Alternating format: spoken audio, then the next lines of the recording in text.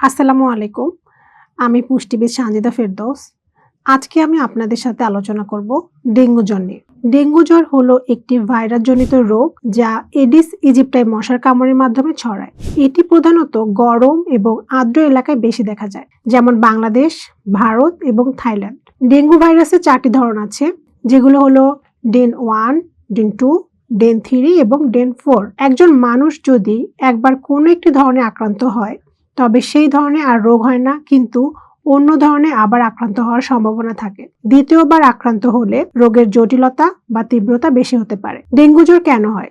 Dengue virus হচ্ছে ফ্লাভি virus পরিবারের একটি ভাইরাস। এটি সংক্রমণ কিভাবে হয়?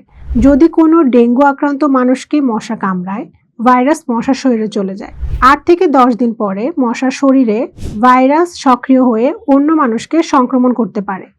এডিস মশার বৈশিষ্ট্য হলো এটি দিনের বেলা কামড়ায়, বিশেষ করে সকালে ও বিকেলে। পরিষ্কার জমে থাকা পানিতে ডিম ফেলে, যেমন টব, টায়ার, পানির ট্যাঙ্ক ইত্যাদি। সাধারণত ঘর ও আশেপাশে থাকে। আর পরিবেশগত কারণ হচ্ছে জমে থাকা পানি, শহরে এলাকায় যেখানে ড্রেনেজ আর বজ্র ব্যবস্থাপনা ঠিক থাকে না সেখানে। আর বর্ষাকালে দেখা যায় মশার সংখ্যা দ্রুত বৃদ্ধি পায়। ডেঙ্গু জ্বরের লক্ষণগুলো আলোচনা করলে আমরা যেই উপসর্গগুলো দেখতে পাই তা হলো হঠাৎ করে উচ্চ জ্বর আসা, যেমন 102 থেকে 105 ডিগ্রি ফারেনহাইট পর্যন্ত।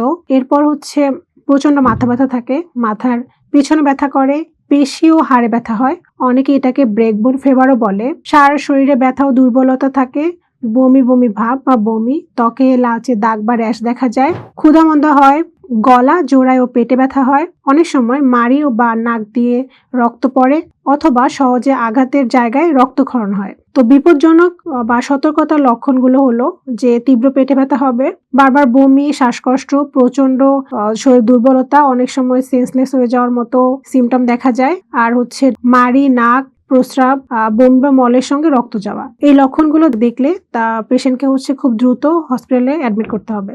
এখন আমরা জানবো ডেঙ্গু জ্বরের প্রতিকার চিকিৎসা সম্পর্কে। ডেঙ্গু জ্বরের নির্দিষ্ট কোনো ওষুধ না থাকলেও কিছু প্রাকৃতিক ও সহায়ক উপায় শরীরকে সহায়তা করতে পারে। বিশেষভাবে প্লাটলেট কমে গেলে কিছু পদার্থ খুবই গুরুত্বপূর্ণ। এর পাশাপাশি বিশেষজ্ঞের পরামর্শ অনুযায়ী কিছু সাপ্লিমেন্ট নিলে আরো ভালো ফলাফল পাওয়া যায়। প্রাকৃতিক রেমেডি হিসেবে বেকিং সোডা উইথ লেমন, তারপরে baking soda with vinegar, matcha green tea, turmeric booster tea, এগুলো গ্রহণ করা যেতে পারে। এগুলো খেলে ডেঙ্গু বা কোনো ধরনের ভাইরাস আক্রান্ত হবে না। ডেঙ্গু জ্বরের একমাত্র ওষুধ হচ্ছে পাপায়া লিফ পাউডার ও কোকোনাট অয়েলের মিশ্রণ।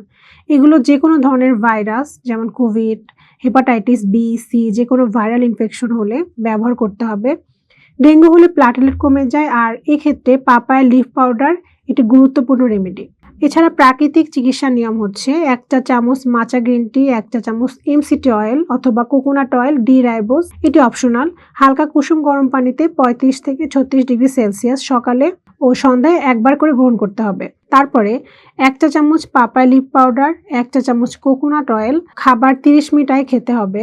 এছাড়া কোকোনাট অয়েল প্রত্যেক 3 ঘন্টা পর পর 1 চা চামচ থেকে আরম্ভ করে বাড়িয়ে 2 চা চামচ থেকে 1 টেবিল চামচ পর্যন্ত নিয়ে যেতে হবে, যতক্ষণ না পর্যন্ত অ্যাবজর্পশন কোনো সমস্যা হয়।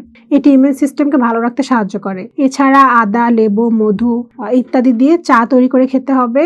পানি প্রচুর খেতে হবে। তাপমাত্রা যদি 39 থেকে 40 ডিগ্রি সেন্টিগ্রেডে চলে যায় তখন প্যারাসিটামল খেতে হবে। তো এই নিয়মগুলো মেনে চললে অনেক দ্রুত ডেঙ্গু থেকে নিরাময় পাওয়া সম্ভব। আজকে এই পর্যন্তই। সবাই ভালো থাকুন, সুস্থ থাকুন। প্রাকৃতিক উপায়ে যদি এই রোগ থেকে নিরাময় পেতে চান তাহলে বিশেষজ্ঞের তত্ত্বাবধানের জন্য আমাদের সঙ্গে যোগাযোগ করতে পারেন। আল্লাহ হাফেজ।